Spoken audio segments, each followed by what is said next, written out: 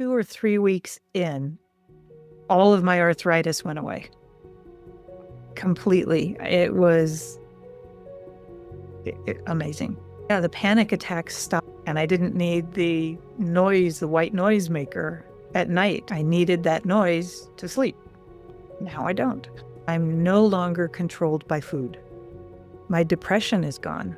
My husband said, "You're no longer a zombie." He goes, "You're actually happy." And he was just thrilled, that I had emotion. I don't know what I was feeling before, but now I feel alive. One of the things that I love is the belief that these things that can't be healed are just getting healed as a day-to-day occurrence. You can become alive if you just give it time and put in the work, the effort, the intention to do it. Good morning, Carrol. Hi. How are you? Excellent. Well, it's lovely to meet you. Likewise. Can you just start by sharing what initially led you to consider the program?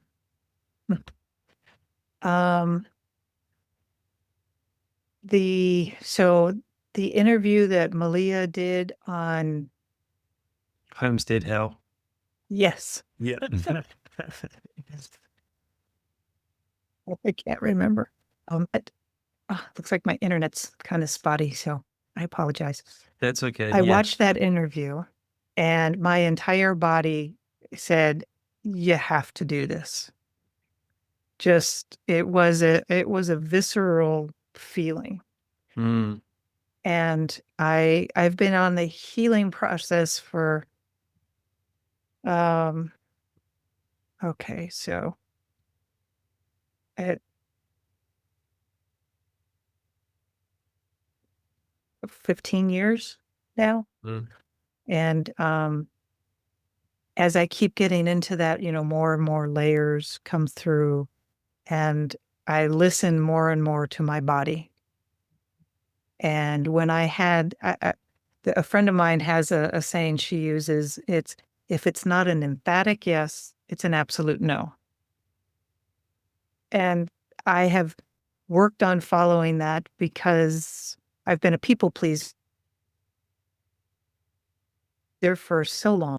Part of the reason why I'm here, and tuning into the body and letting it tell me what's best rather than my head going, I should. Yeah. I've just had magical experience after magical experience. So I'm learning. Yeah. Such is the life experience, eh? We're always learning along the way. So I would love to hear a little bit about your background. If you wouldn't mind talking about just a very brief on your career background, and then maybe how that your sort of symptoms and things started to arise along the way.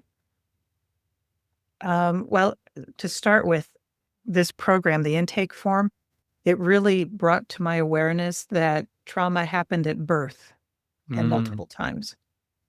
And my career, I spent several years doing different things. I started getting a degree in electronics engineering back right out of high school. Our entire family moved to another portion of the country, and we weren't next to we were next to an arts university, so I couldn't really continue electronics there. So that had a break, and I just did things. Then I worked at a cloth world, works. And after selling, I ended up becoming manager of that as, I'm in my mid-20s, I think. And I became manager of a store. And at one point I'm sitting there going, I don't want to do this. I want to get back into electronics. and I want to work in NASA. So I did find a college. I started back into the electronics, and then I started because NASA was under the Air Force logistically. So I'm like, okay, I'm going to join the Air Force and I'll work in NASA. And I joined the Air Force. Um, I got really great scores. So I was able to pick I picked a list of, I want to do these things. And I had no clue what those things were. They just sounded interesting. And I ended up getting to combat communications. So I was part of a team. We would go out onto the front line and set up communication with whoever needed communications. And then 4 years into that, I'm like, hey, I would like to get into space. So I put in my paperwork and I ended up getting into Space Command. So I went places. I was at NORAD for a while. And then I got a job in England where I met my now husband. And then I came back and I have been blessed. My entire career, I've been blessed. I've been able to go where I wanted to go. And as an enlisted person, that is pretty much unheard of. Mm. So I had people were coming to me going, hey, do you want to work for us? And I'd be like, yeah, or no. So I ended up in everything in the military is high stress. One way or another, it's just high stress. And there were points where, because I get things done, I was given more and more and more. By the time I left, I was in the headquarters of requirements, and I had 5 programs under me. I'm only supposed to have one, but people Wow. keep leaving. So I had, which means that absolutely nothing got done anywhere. And the stress of just that. There was one time I was sitting at my computer and I like woke up and I'm okay, I can put my shoulders down and start breathing because I had stopped breathing. Wow. So a lot of people, a lot of amazing things again happen. Then I get out and I get a contractor job. And then my husband was awesome. We had a house and we had bought the property next door. And he's like, if we sell this house and move into there, you don't have to work. And I was in my dream house. So I was like, but I love, and then, it took me probably an hour to go, let's do that.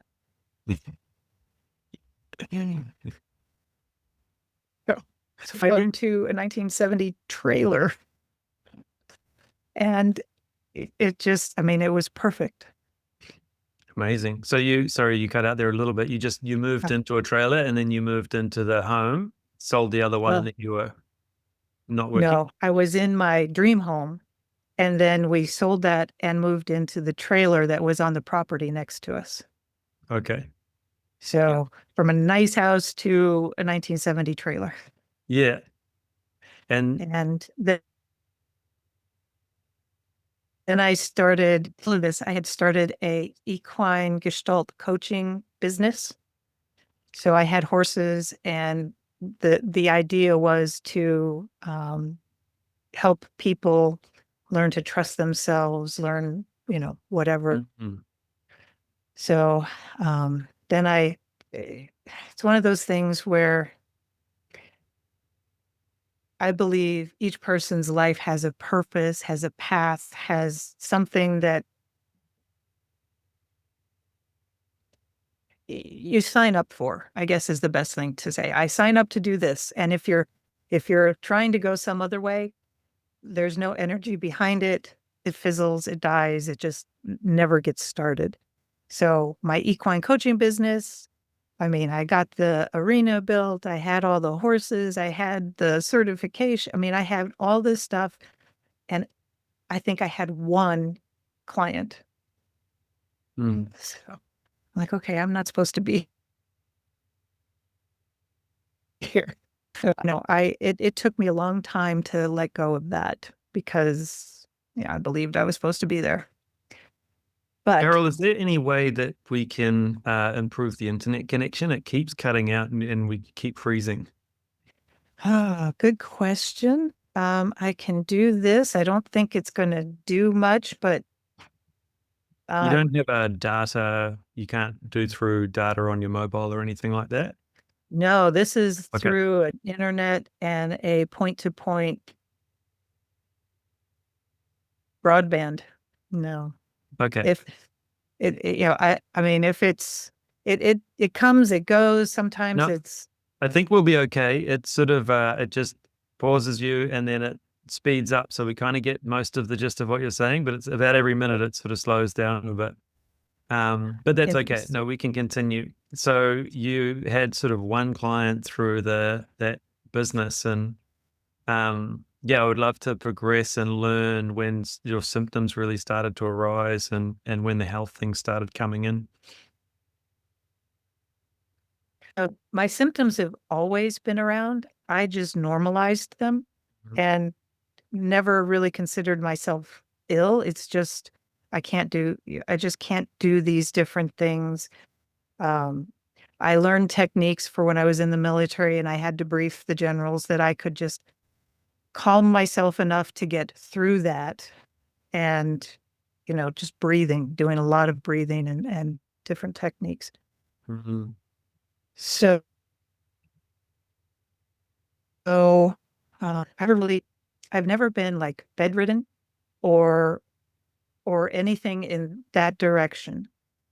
I would I would just not do things.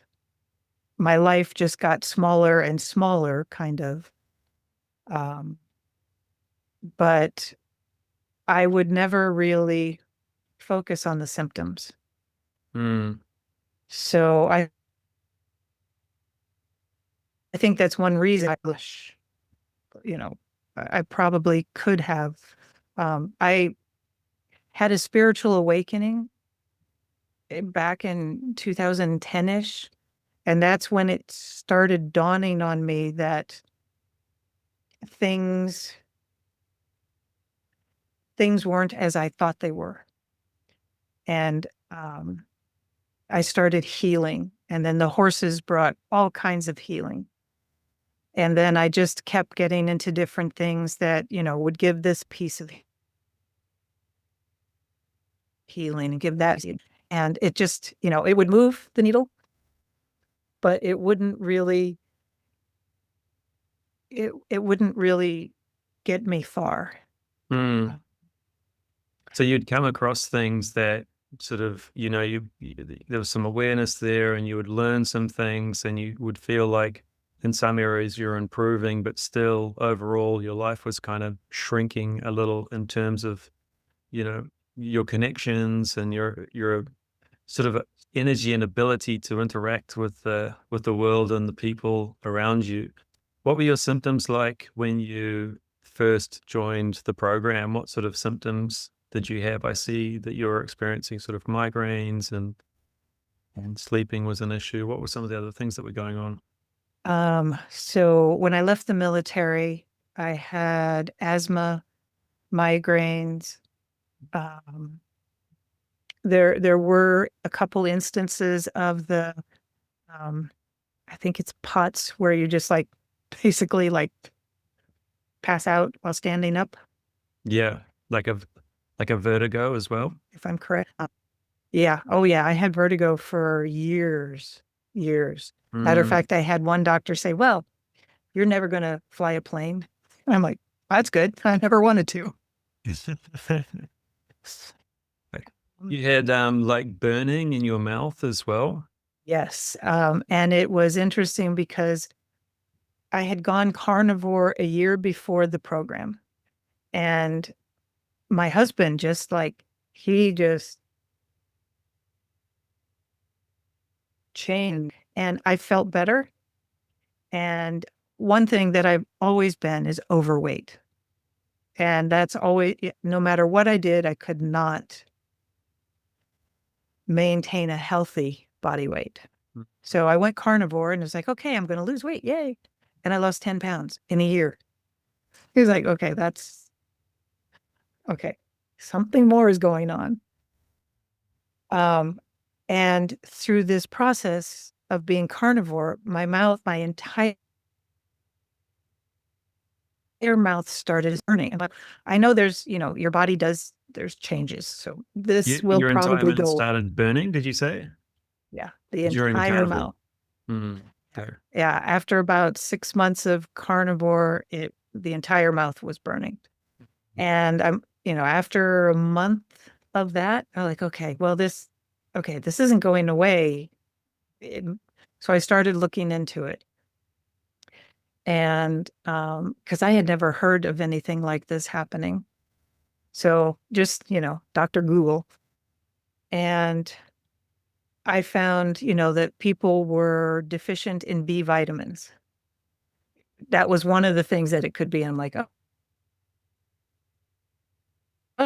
so let's try it. And I bought individual B vitamin, tried that, and it helped, but it didn't go away. It got down to where it was just the tongue burning. Mm, And so there was that. There was the any loud noise, and I would jump, freeze. I mean, I mm, panic. I had panic attacks. Um, light sensitivity, and that's what they didn't realize that it was light sensitivity until way later. It's like I couldn't sleep unless all lights were gone. Could mm. not get to sleep. Just a little red light on the clock. I had to tape it up. Um, On your intake form, your number one goal was to get rid of the burning mouth, and your number two goal was to walk up an incline of 300 feet without breathing heavy. And I think your third goal was to just be around, to be able to be around people again, be around groups of people again. I imagine because of their hypersensitivity. I know that can be very intense when you're in that state, right? So it sounded like you had a pretty tough situation that you're, dealing with at the time when you joined up. So when you listened to Malia's interview and heard her story, something in that really resonated for you, and you decided to come and join the program. And what did it feel like? How was it when you started to experience some of those improvements, those positive changes? Can you describe any of the sort of milestones along the way? yeah. Like 2 or 3 weeks in, all of my arthritis went away completely. It was amazing. Where were you experiencing arthritis in your body? My ankles and my knees, and then my thumb Joints? from typing, the Mm-hmm. space bar, Yeah. that really, years and years of space, space, Mm, space, gone. amazing. And yeah, it was incredible. Um, then I had, I actually wrote down things because Yeah. so many things have happened that, I don't pay attention to them anymore. So, yeah, the panic attacks stopped like January was the last one I've had. There was a little bit of time where I'd start feeling the panic come up, but then I could breathe and limby, it's okay, start a limbic round Mhm. and it would go away. And I haven't had anything like that So I'd you were gotten, about 4 weeks, 6 weeks into the program when the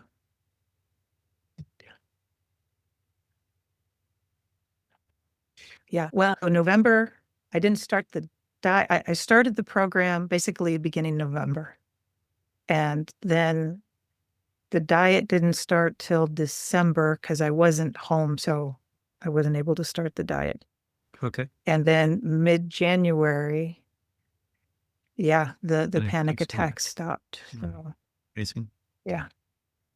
And then these other things just kind of went away, and I didn't really notice until they were like the light sensitivity. I went in, I took a nap, and the lights, I didn't have to close the drapes or anything, and I fell deeply asleep. And I didn't need the noise, the white noise maker at night. That was awesome. I mean, I've needed the white noise ever since I went to Iraq. I needed that noise to sleep. Now I don't. And I was even able to leave the door open. Very, very unusual. Um, the people sensitivity has gone down as well. Around, I can be around more people. I haven't tried big crowds because Wyoming, they just don't have big crowds. So, you know, I, I I'm not afraid of it though. So, um, let's see.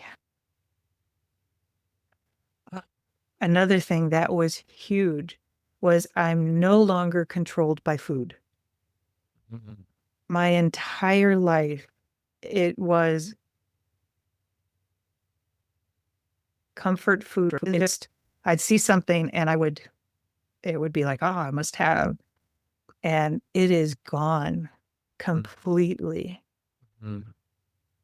Um, my depression is gone. It's a very freeing sort of thing to achieve, hey?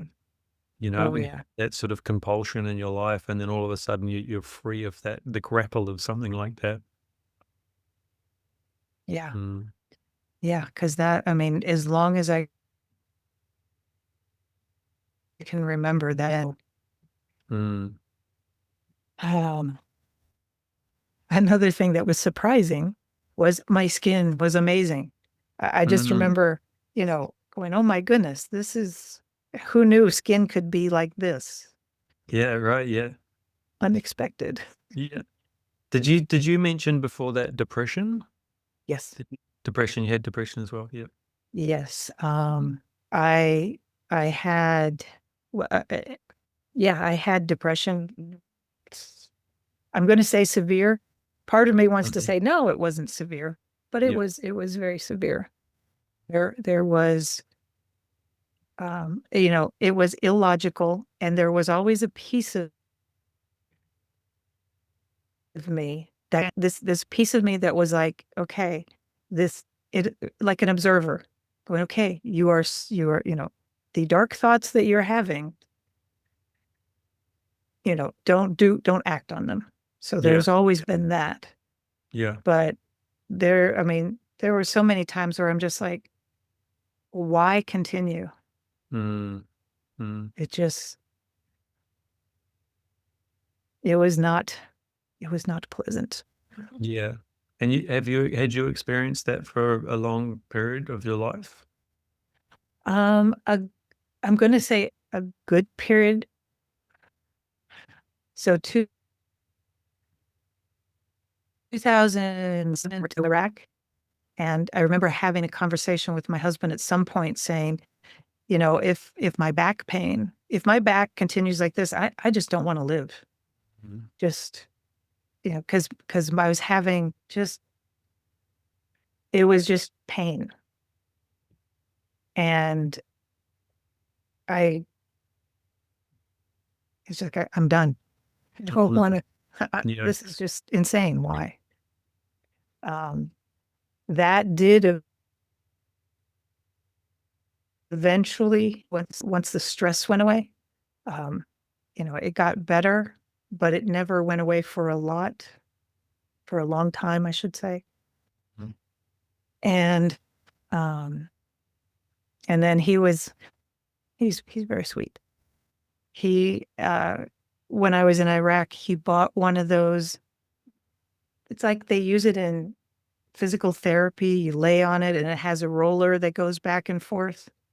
Right. So he got that for me so that that helped. But right now my entire body feels I, like in my 20s. Mm. It just really everything feels great. There are periods of die off where things are not great, but Yeah. typically now everything feels amazing. Amazing. Yeah. That's beautiful to hear. And it reminds me of Adelma Oh, as well in the community. yeah, yeah, She's like, I feel like 25 again. yeah, Yeah. yeah, definitely. I resonate with that completely.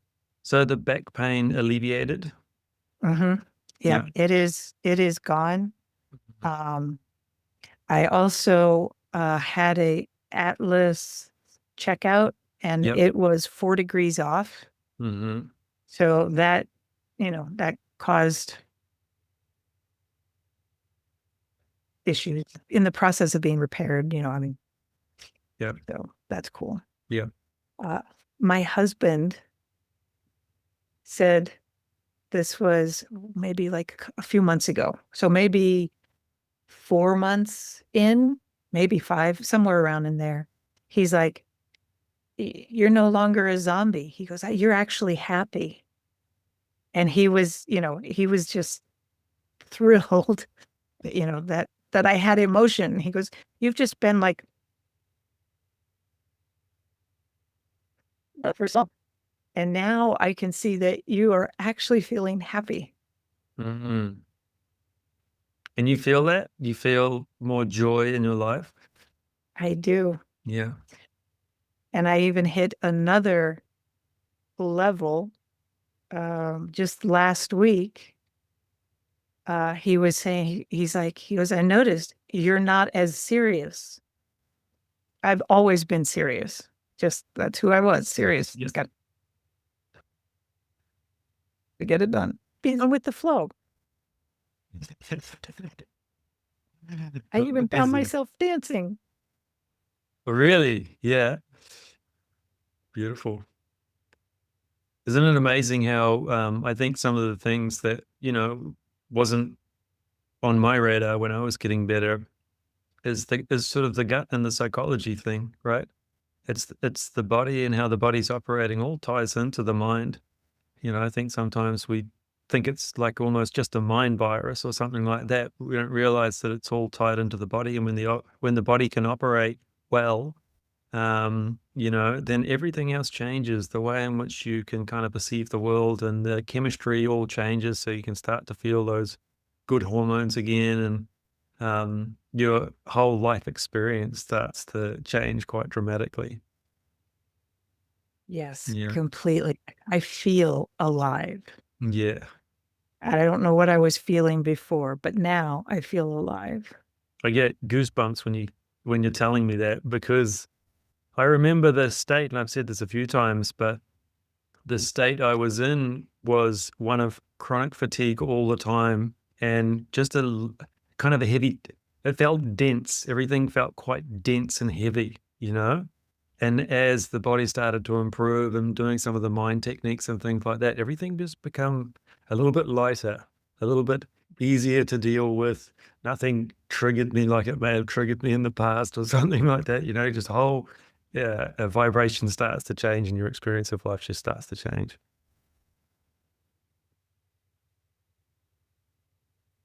Yes, definitely. Yeah. And I am very grateful for this program.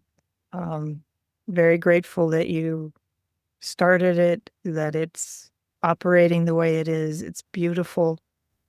Um, yeah, thank you. You're welcome. You're very welcome. We have an amazing team, I think, that guides everybody along the way. How did you find the experience of going through the program with the practitioners and things like that?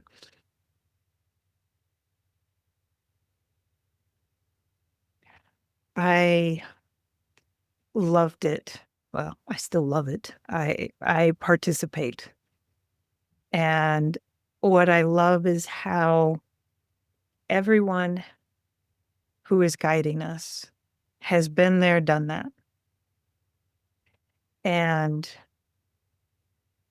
I love how honest and authentic they are about their experiences, about what we're experiencing.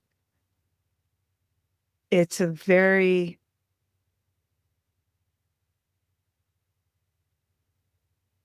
it's a very inviting and easy process to participate in. Mm, Um, there are days where, I don't want to show up, and it's like, I'm all in, I'm doing this. So if I can be there, I'm there. mm, And I mean, listening to other people as they go through, I mean, it's incredible. mm, Everyone's story is powerful. mm. So it's not only the practitioners, because I think, it was something that was really important to me was to have facilitators that have been through their own health journey, because I think one of the toughest things I think is that, we're told that this is not fixable, and when we go to the medical system quite often, they'll just say that you need to go on a prescription drug for the rest of your life and that this is not fixable. And so I think when you're listening to someone, it's easier to take in the information from somebody who's been there and done that. And it gives you that hope that it is possible. And so then when you have all of these practitioners, 4 or 5 practitioners, you're meeting every week, and they're this sort of beacon of light for everybody because they are really vibrant, beautiful human beings, right? And they've been Yes. through some pretty full on things, I mean, 8 years in wheelchairs or, bedbound at points, and some pretty full on things that you might think, oh, you can't recover from that sort of thing. But then you see them super vibrant, loving life and enjoying the experience. And then I think you see, I think the importance of the community as well, because you'll see other people that have been in the community like yourself now as a role model for others. And they can look at, what did that person go through, and look at them now, and even sharing experiences like this. It's just that you get that inspiration so that you can then do that thing that you're doing. And everyone that I interview has the same theme of all in. It's all in. And I had an interview with Adelma just recently, as you know, and she was all in. And that's Yep. the theme, and I think when you're going through the program, there are lots of stages where you may think, oh, I don't know if this is for me. You go through a microbiome die-off or something like that, and it's really difficult. I know it's very difficult for some people, but I think having that community support and knowing that there is something on the other side of those difficult die-off detox stages can be very helpful. Yeah. Yes, it is very helpful. Yeah, yeah. Okay, well, great. Was there any Yeah, so you went through sort of like a number of periods of sort of, I guess, uh, lightening of your experience of the world. When you were going through the program and you were going through maybe some of those big detox periods, were there times where you thought, I, I don't know if this is for me, or were you sort of always able to stay on track and decided that you were going to go all in? I don't think I ever had a feeling of like, this is not for me. There was definitely a lot of, oh, this is crazy. I mean, there was one point where inside my head just felt, "Ugh." I mean, I just could not focus. It was just a die off or something. It was a slow period. And I just remember thinking, oh, this sucks. Mhm. That was, that was pretty much it. But always I've always known that this too shall pass. Mhm. Nothing ever stays the same. That's something I learned in the military very well. Semper Mhm. Gumby.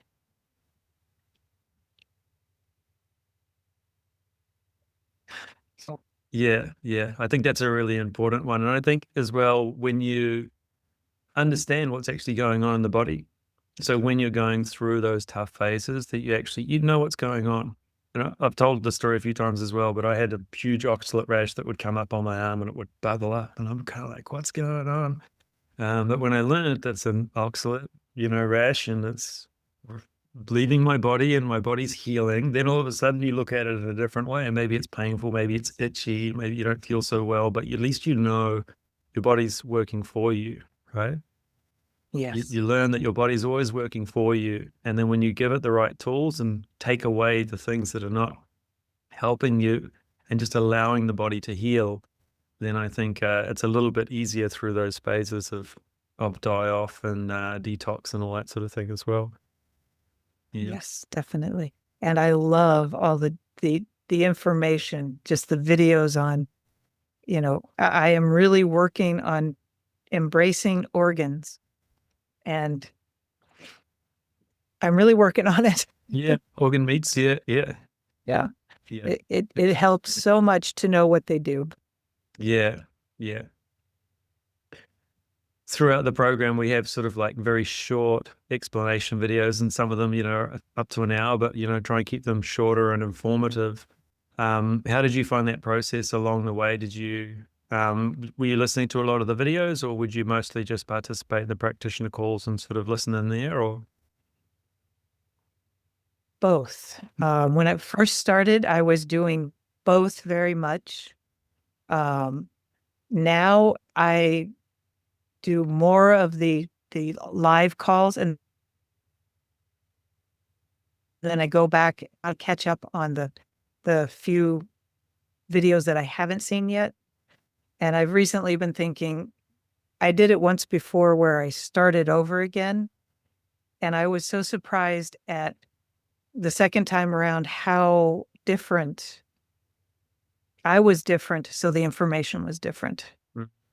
I want to do that again, go Mm. back and start that over again and see what else is different. Yeah, yeah. I think as well, when a lot of people starting out the program, it's quite hard sometimes to take in all of this information. It's a lot of information, right? I mean, we're literally relearning how the body works and operates, and probably contrary to some of the things that we may have learned in the past. Um, and I think, I think some clients, when they join, they can't even listen to the videos. They actually physically cannot, you know, watch a video because they're in that sort of hypersensitive state. And it's after a month or two that they can actually start listening and participating a little bit more, but they just sort of one step in front of the other. And then they can go back and learn and do the deep dive a little bit more as they progress through. Yeah.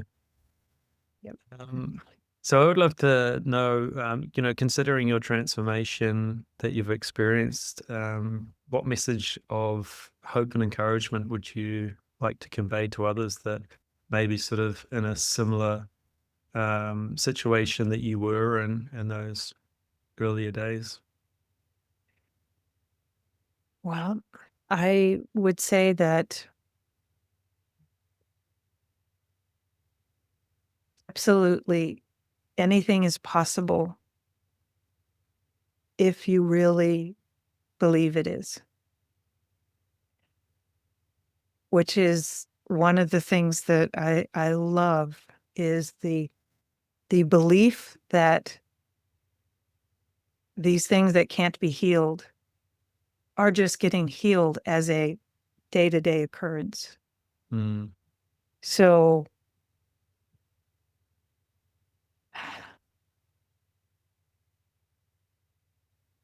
the best thing I say, you can become alive. Just give it time and put in the work. Can you say that one again? You can become Alive. alive. You can become alive if Mhm. you just give it time Yeah. and put in the work, the effort, the intention to do Yeah. it. Yeah. Yeah. Amazing. You mentioned your partner earlier on. Have you found any of your family dynamics changed or friendships or anything like that as you've progressed through? Yes, because I am more calm in my body, I am more willing to um, stand in my truth and speak my truth. Mm. And that's that's something that's trauma related, not being able to be who I am. So that shut down a lot of everything. And speaking my truth was pretty much impossible on a personal. And now I am exercising the ability to hold my ground and not just get along. Now it's like, no, this is my truth, and I am learning to gracefully speak it Yeah. because it's a skill that I never.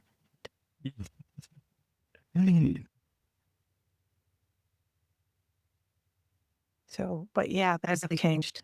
And I'm also finding that I am able to when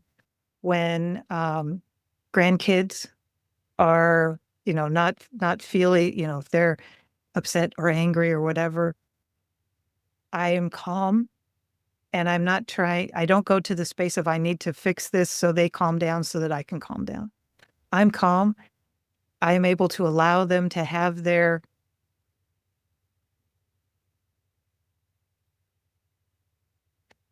has, because not all of life is happy, but I'm able to let them do that, which is a relief. Mm. Mm. Did I see aspect of sort of people pleasing? Was that something that you sort of resonated with, and that's something that you're working through? I mean, what you're expressing now. Yes. Yeah. Yeah, that was huge, which made me very popular, not popular, appreciated in the military. Great. It's like that. And codependency was another big thing that I have worked on, that Mhm. need to be needed. Mhm. Mhm. And how have you worked through that? Has that been through sort of limbic work, or how have you made strides in that area of, really finding and defining your own boundaries and knowing when that may be arising, that need to please somebody else so you can kind of get the return from that and detaching from that? And is that a process of a lot more sort of love for yourself, or what do you think that is that's really helped you with that? Many different things. This has been a long journey. Um, However, I've done a lot of work on it, which brought me to a certain place. And this program has brought me a certain level of beingness that makes it more concrete. I don't know if Mm. that makes sense, but Like an awareness, is it? Or when you say a beingness, or is it more energy that you have, sort of more capacity that you can deal with different things? Or it's more of a solidness of Mhm. me, Right. um, appreciation that I am worthy.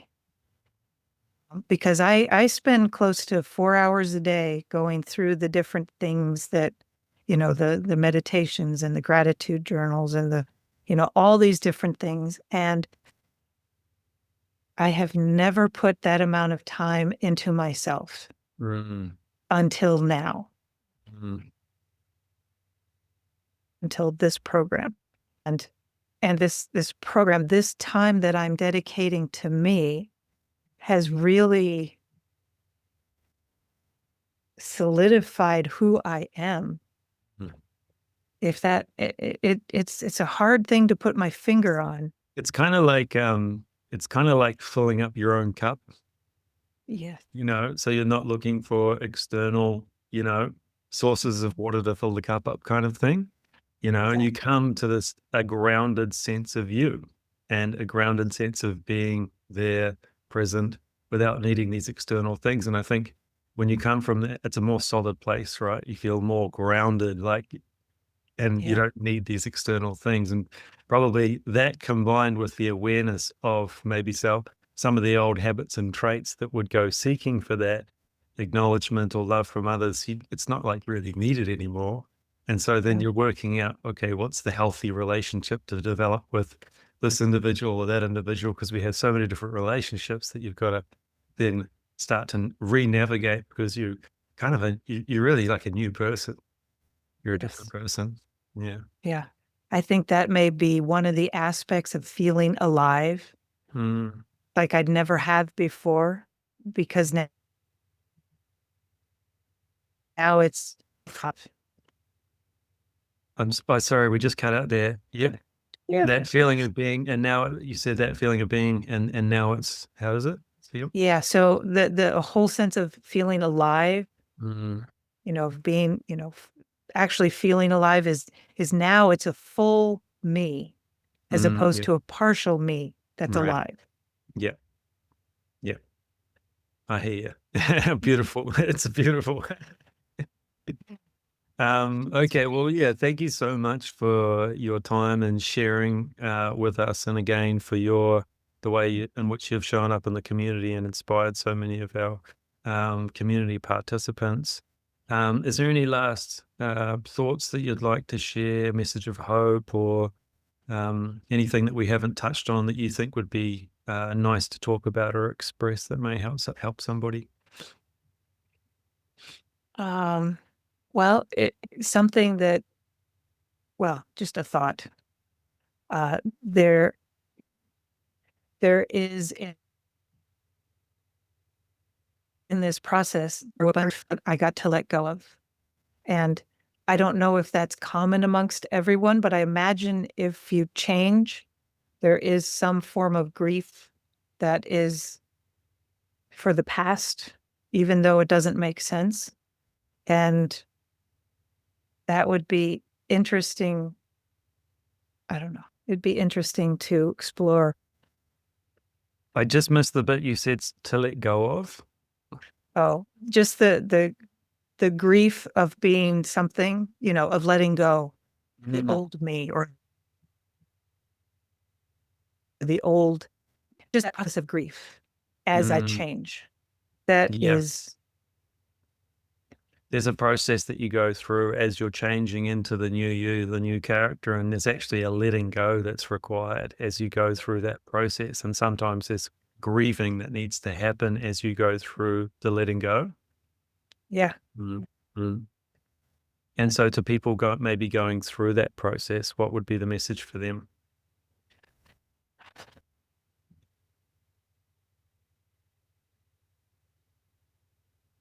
uh, honoring what got you to where you are Mm.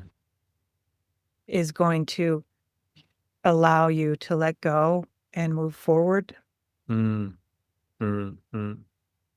Yeah, it's so important. I think just the aspect of appreciating where you got to and having love for, who you are in that moment, and realizing that there is growth to be had and that you can let go of that character and maybe evolve into somebody that's gonna, you know, enjoy the world a little bit more and in different Yeah, ways and things like that, right? yeah, Yeah, definitely. amazing. And is there any change on the cards for you in the future now, or as you start to evolve into a new you? Well, I am in the process of getting my book um, published, on Amazon. Yeah. And that's a thing, the whole struggle of wanting to be seen, but wanting to hide. So now allowing myself to be seen Yeah. is that's my horizon. A beautiful next step. Starting to emerge out into the world again. And you're doing like children's books, right? I have a children's book that I am going through. I have other books, but they're not this was this was one of those inspired, do this. Yeah. So, Yeah. Amazing. Well, I'm excited for that. I'm excited to see you step out into the world. And thank you for sharing some of your evolution and your book creations and things in the community. I really enjoyed seeing that. And I'm excited to see what flourishes in the future. thank you. I'm excited to be here.